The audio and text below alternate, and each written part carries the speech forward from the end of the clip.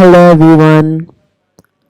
As we talked on the last episode about the interesting facts of orcas and sea turtles and how plastic is made and how plastic ends up in the ocean, now we are going to explore more and go deep into the topics such as marine pollution, marine debris, life of fishermen, the consequences fishermen face because of plastic, the huge food chain, etc. As the plastic debris ends up in the ocean due to wind abrasion, wave action, and the litter which floats on the ocean water gets constantly exposed to UV radiation from sunlight, which then gets crumbled and disintegrated bit by bit into even smaller parts, which is known as microplastics.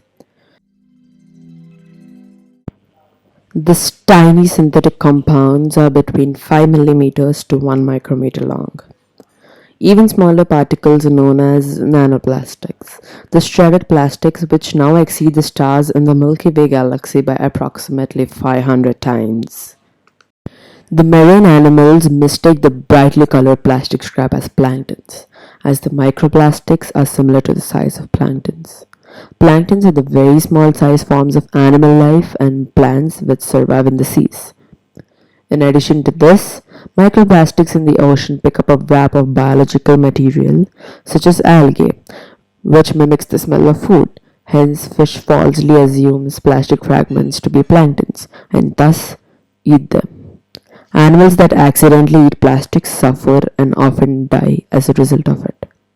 Swallow plastics makes them full when they are not, so they starve to death.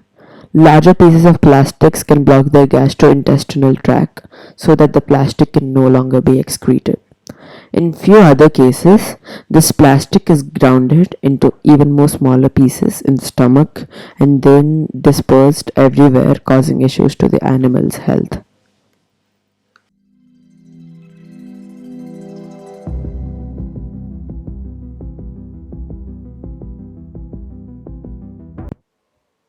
I have performed an experiment to investigate and find out the pH level for seawater and the chemically polluted water which flows through the ocean.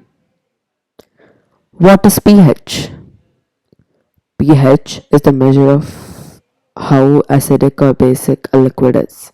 The total range goes from 0 to 14, with 7 being neutral. pH of less than 7 indicates acidity, whereas a pH of greater than 7 indicates base. There are two ways from which you can find out pH values, which include pH testing strips. Collect a sample of liquid in a clean container, ensuring the sample is deep enough to cover the testing strip. Dip a strip into the sample for a few seconds and wait for the indicator bars on the paper to change color. Compare the end of the test strip with the color chart that came with the paper to establish the pH level for the liquid. The second way is doing with a test meter. Collect the liquid sample in a clean container that is deep enough to cover the tip of the test meter. Use a thermometer to check the temperature of the sample and then adjust the meter to match the sample temperature. Keep the test meter into the sample and wait for the measurement to become steady, which indicates the meter has reached equilibrium. The pH level of your sample is now ready to record. For the experiment which I performed, I did the experiment with test meters. The final readings I got are as follows. The pH of seawater is 7.7, which indicates it has a base substance. The pH of chemically polluted water is 6.9, which indicates slight acidic substance. The strips also showcase that the sample seawater strip is green and with the sample chemically water it is yellow. Marine pollution is the combination of both chemicals and plastic trash. As you go back through the experiment, the seawater was neutral, but the chemical water was slightly acidic. This plastic scrap and industrial trash, which is formed as a chemical waste, ends up in the landfills and then sweeps into the ocean, causing marine pollution and marine debris and infecting the sea animals. I have visited a beach, and the chemical water which is flowing through the seawater has killed few animals, and they were laying at the shore.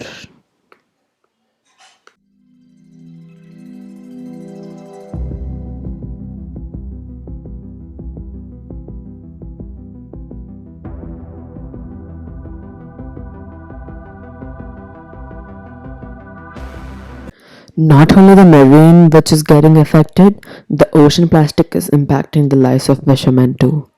I have interviewed a local fisherman at a beach and asked few questions about how their life is. How is plastic affecting the oceans in your life? And he continued to speak up.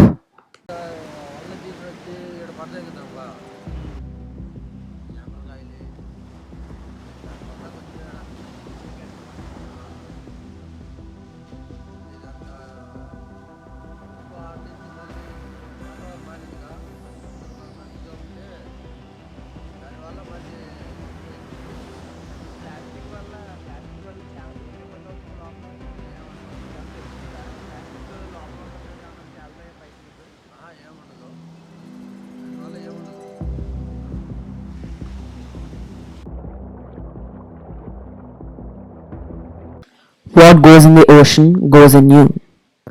I think this statement is true. You still don't get it? I'll tell you how. Plastic has entered the food chain. Animals carry microplastics and nanoplastics in their bodies. When they are eaten, the microplastics are ingested. This process is called trophic transfer. Trophic transfer refers to marine animals which consume microplastics, which they mistake it for food. When they themselves are eaten, the microplastics are ingested by the predator. This process is called trophic transfer of microplastics. The animals pass the toxins from the plastic up the food chain. For instance, microplastics are eaten by lanternfish. The lanternfish are eaten by squid. The squid are eaten by tuna. And the tuna are eaten by us. So unconsciously, we are consuming plastic. And this harmful microplastics enter the human food chain and disturb the food chain process.